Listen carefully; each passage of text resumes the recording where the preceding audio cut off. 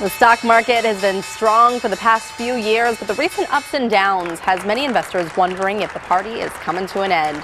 Here to tell us how to protect ourselves from the volatility of the market and keep our retirement nest egg intact is financial advisor Rob Wilson of Wilson Insight. Good morning. Good morning. I know a lot of people, earlier this month were nervous watching what was happening. Yeah, so I think it's good to be here. It's President's Day. It's a holiday. I think everybody should just take a deep breath, woo-saw, maybe do some yoga poses and things, and just, take a chill pill a little bit. We've got to start to expect that these things are going to happen into the stock market. So it's not the end of the world, even though it's been a little bit rocky over the last couple of weeks. So you have a couple tips, and your first one is to put things into perspective. Okay, so let's really think about what happened. So there was one day where the Dow dropped 1,175 points, which is the largest point drop in history. And it's all over the news, the newspapers, and all these sorts of things. So, and the big numbers can get your attention. But I think we got to stop paying attention to the big numbers, because on a percentage basis, it was only about 4.6%, which doesn't even crack the top 20 largest drops in the Dow in history. And so you got to put it in some perspective. Now, that was just one day. Over a few days, the Dow lost about 2,700 points, let's say, which is roughly about 10%.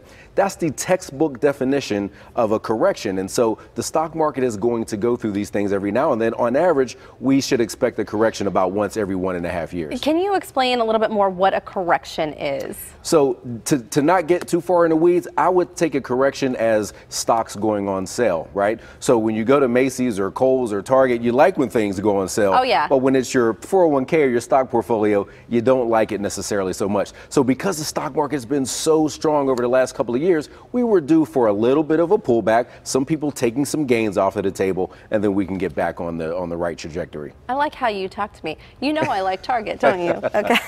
Next. But you know what? And then one last thing, we have to realize that we are in the midst of one of the largest bull markets in history, okay? The Dow and the S&P, NASDAQ all bottomed in March of 2009, and the markets have basically quadrupled since then. And last year alone, the Dow hit 71 record closing highs. It basically set a record for setting records. So it's been very, very strong. So let's not get too worried about what happened over the last few weeks. Well, and that's why you say keep things into perspective. Because when you're looking at the larger picture, if you go back to 2009, not so hot. This is okay. Mm-hmm. So why did the stock market fall? This is what we were just talking about. Okay, so sometimes you have to just realize that, look, sometimes the stock market can get a little wacky. Look, most of the time it acts good. Okay, Apple came out with a new phone that sold well, the stock goes up. Right. Netflix says they have more subscribers, the stock goes up. But sometimes people just sell stocks and the market gets a little crazy. Look, people sell stocks for all types of reasons. Let's just say you have a big tuition bill coming up and your stocks have made a lot of money. Maybe you sell some of your stocks in order to cover.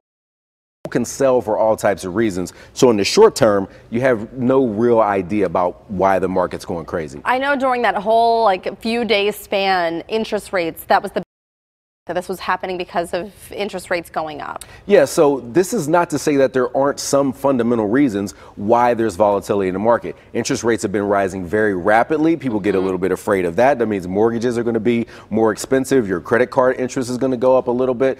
You had some political unrest out there, which can obviously affect the market. So there are some fundamental things that we should be worried about. There was a report that came out that said wages have been rising more than we've seen in a long time.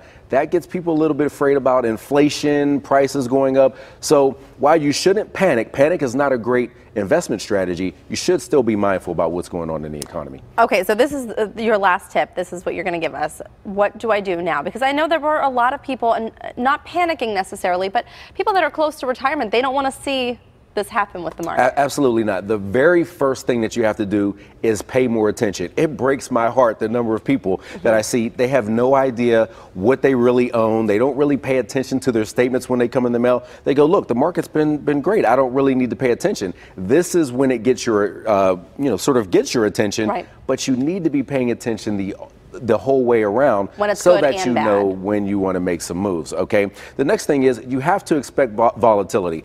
I liken the stock market to baseball. If you ever played baseball, the coach would tell you, you have to be ready for the ball to be hit to you on every single play. Now, maybe the pitcher throws a no-hitter and you're just bored out there all day, but one day that ball is going to come to you and you're going to have to run it around. You don't want it to go past you. So let's just realize that we're in the stock market. These things are going to happen. The only thing that you can control is what you do. So let's just say you own something. You got to have an exit strategy.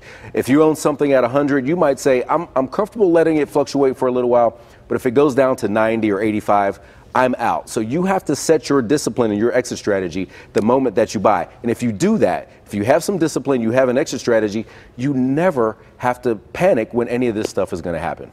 Okay, and you said get some discipline. Yeah, as well. that is the biggest thing. The only thing that can protect you in periods of uncertainty, and quite frankly, the stock market is always uncertain. The only thing that can protect you is your discipline. So you can't control what interest rates do. You can't control what the president tweets. You can't control any of that stuff. But what you can control is when you're ready to hit sell, because you can always go buy something back again. Right. If you let it go down 30, 40, 50, 60%, you can't recover from that. Right. So just focus on what you can control. Don't panic about the rest of it. Always good tips. Thank you. Some uncertain times there for a while, but we'll be okay. Yeah, I think so. All right. Well, thank you so much, Rob. Rob Wilson of Wilson Insight and regular Money Monday contributor here on PTL. Thank you as always. Thanks for having me.